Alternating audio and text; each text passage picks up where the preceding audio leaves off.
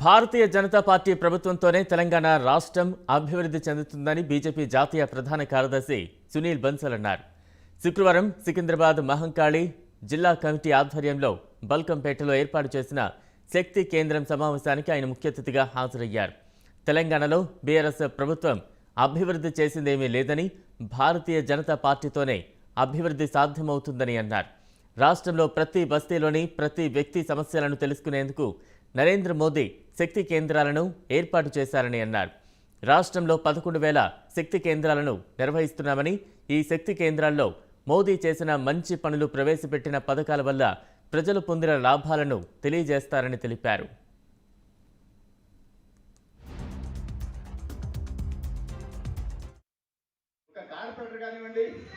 ఒక ఎమ్మెల్యే కానివ్వండి, ఒక ఎంపీ కానివ్వండి, కేంద్ర మంత్రి కానివ్వండి, రాష్ట్ర ప్రధానమంత్రి హోదాలో ఉన్న మంత్రులు కానివ్వండి, నీతి నిజాయితీగా ఉన్నవాడే సరైన మనిషిగా ప్రవర్తించి దేశంలో ఎవరైనా సరే, ప్రత్యేకించి ఈ రాష్ట్రంలో మాత్రం పూర్తి కరప్షన్తో నిండిపోయింది.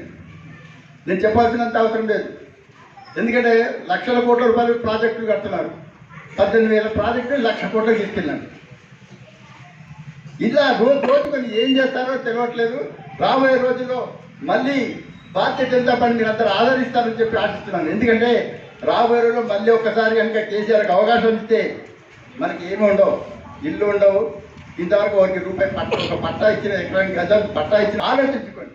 कारपोरेटर सरला जी, दीपिका जी, सुचित्रा जी, हमारे यहाँ के बूथ प्रेसिडेंट, हमारे यहाँ के जोन प्रेसिडेंट, असेंबली कन्वीनर, यहाँ पर उपस्थित सभी इस एरिया के लोकल रहने वाले सभी नागरिक भाई और बहन,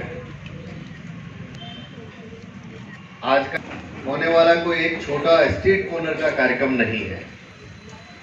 मैं ऐसा मानता हूं आज के इस कार्यक्रम की जो शुरुआत भारतीय जनता पार्टी ने पूरे तेलंगाना के अंदर प्रारंभ किया है. जैसे आज हमारे यहाँ एक छोटी सी मीटिंग हम कर रहे हैं, पूरे तेलंगाना स्टेट के अंदर आज ऐसे सैकड़ों मीटिंग हुई है. ये केवल एक स्ट्रीट कॉर्नर छोटी सी पब्लिक मीटिंग नहीं है.